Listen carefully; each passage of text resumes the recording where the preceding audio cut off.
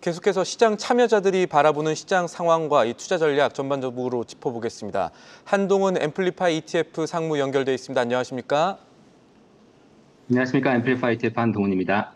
예, 오늘은 가상자산 질문 드릴 텐데 지금 시장에서 큰 이슈가 이 스테이블 코인 USDT의 발행사 서클의 상장 소식이죠. 이 서클 상장 덕에 지금 가상자산 산업에도 훈풍이 불고 있다고요? 네, 맞습니다. USDC라는 이 스테이블 코인 발행사인 서클이 아주 핫하게 데뷔를 했죠. 이미 크립토 업계에서는 많은 기대감을 가지고 있었던 종목이기도 했습니다. IPO 가격이 공모 가격이 31달러로 목요일에 상장을 했는데 오늘 종가가 무려 115불입니다.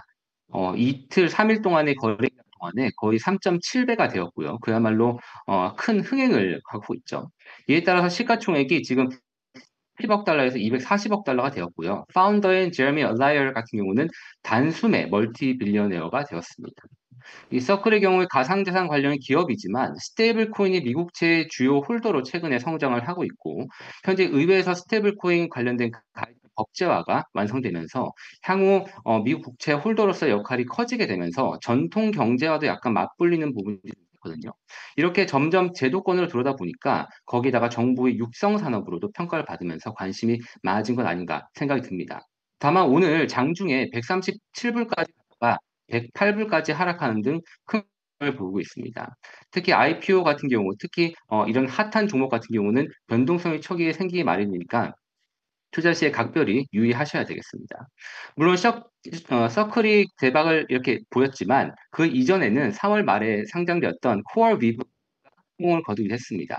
이 회사는 원래 가상자산 채굴 업체로 시작을 했거든요. 그러다가 지금 현재는 AI 하이퍼스케일러로 사업을 변화를 했는데 AI 기업이지만 고성능 GPU와 데이터 센터 인프라를 이렇게 제공을 하면서 블록체인과 가상자산 채굴에도 사용되고 있다 보니까 가상자산과 관련된 산업으로 분류를 하고 있는데요. 이 코어 위브는 3월 말에 상장을 하면서 50% 가까이 상승을 했지만 바로 그 4월 달에 조정을 받으면서 시장이 안 좋았었거든요. 그런데 최근에 서클이 이렇게 훈풍을 불면서 현재 지금 공모가 40불 대비 현재 162불로 4배 가까이 높은 기록을 하고 있습니다.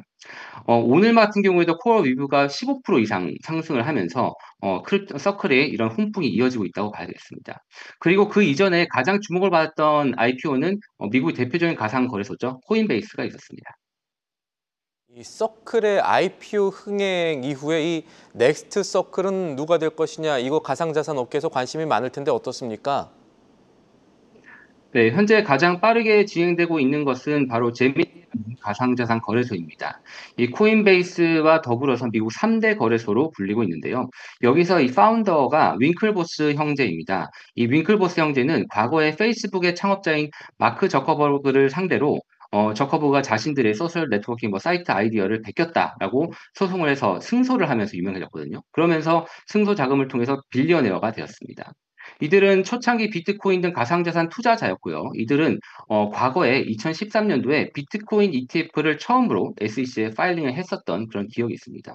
제민이라는 거래소가 2014년도에 거래가 설립이 되면서 현재까지 운영을 하고 있고요. 현재 IPO의 서류를 제출한 것으로 확인이 되면서 올해 안으로는 상장을 할 것이다라는 기대감을 갖고 있습니다. 솔직히 가상자산 거래소라고만 본다면은 코인베이스보다 규모가 작고 이미 경험이 있었기 때문에 기대감이 조금은 떨어질 수 있지만 이 윙클보스 형제라는 엄청나게 큰 이름이 있다 보니까 특히 초창기부터 가상자산 업계의 발전을 주도했던 인물이다 보니까 상당히 기대감이 있는 건 사실입니다.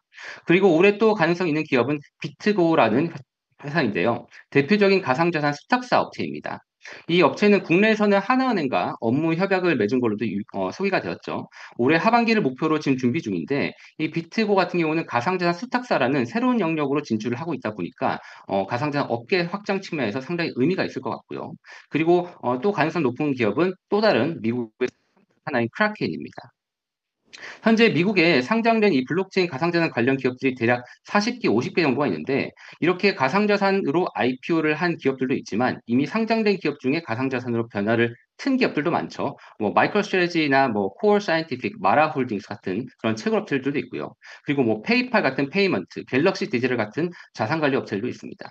근데 현재 가상자산은 이 블록체인이라는 본질적인 기술보다는 가상자산으로 더욱더 주목을 받고 있다 보니까 향후에 이런 관련 산업들이 점점 확장하고 발전해 갈수록 블록체인 기술이 더욱 주목을 받을 것이라고 생각을 합니다. 이 블록체인 기술은 특히 사이버 보안 기술과 AI 기술 확장에 아주 큰 역할을 할 것으로 예상이 되고요. 향후에 재고, 뭐 유통, 관리 등 모든 산업에서 쓸 수 있는 확장성이 있습니다. 더군다나 현재 트럼프가 친크립토, 블록체인 정책을 계속해서 지키고 있다 보니까 기업들이 향후 크립토와 블록체인 활용도 증가와 더불어서 앞으로 가상자산, 블록체인 산업의 성장이 상당히 기대가 됩니다. 그렇게 가상자산 기업 IPO도 지금 흥행하고 있고 성장세가 계속해서 예측이 된다면 ETF 투자 측면에서는 어떤 부분들을 주목해 보면 좋겠습니까? 네, 최근에 그 가상자산 관련된 뭐 비트코인 현물 ETF, 뭐 이더리움 ETF 이런 것들이 미국에서는 나오고 있고요. 한국 투자 같은 경우는 선물 ETF 뭐 2배, 3배 이런 것들도 투자가 가능하지만 현재 가상자산 산업과 성장과 IPO 등의 수혜를 받을 수 있는 ETF로는 대표적으로 블럭이라는 ETF가 있습니다. 이 ETF 2018년도에 상장이 되어서 현재 운용 규모가 한 9.6억 달러, 원화로 한 1조 3천억 정도가 되는데 이 블록 같은 경우는 액티브한 운용을 통해서 그 블록체인 가상자산 관련된 종목 50개 정도를 가져가는데요. 채굴 업체, 뭐 페이먼트, 프라이빗 블록체인, 가상자산 보유 업체 등을 가지고 있고요. 블록 같은 경우가 2020년도에 마이크로스트래테지를 장기 투자하면서 또 화제가 되기도 했었습니다. 이번에 상장된 서클 같은 경우도 편입이 곧 되겠죠. 네, 최근 성과가 현재는 오히려 비트코인보다도 성과가 우수한데요. 한 달 동안에 19% 이상이 상승을 하면서 비트코인 ETF인 아이빗 4.86% 대비해서 무려 15% 가까이 아웃퍼폼을 하고 있습니다. 연초 이후 성과도 16%이고요. 아이비트 같은 경우 9%로 상대적으로 양호한 성과를 내고 있고요. 반면에 한 1년 동안의 변동성 같은 경우는 비트코인 ETF가 보다도 약 변동성이 20% 정도 적었던 모습을 확인할 수 있습니다. 네, 현지 인터넷 상황이 좋지 않아서 오디오 연결에 조금 문제가 있었는데요. 시청자 여러분들의 양해 부탁드리겠습니다. 지금까지 도움 말씀의 한동훈 앰플리파이 ETF 상무였습니다. 오늘 말씀도 감사합니다. 감사합니다.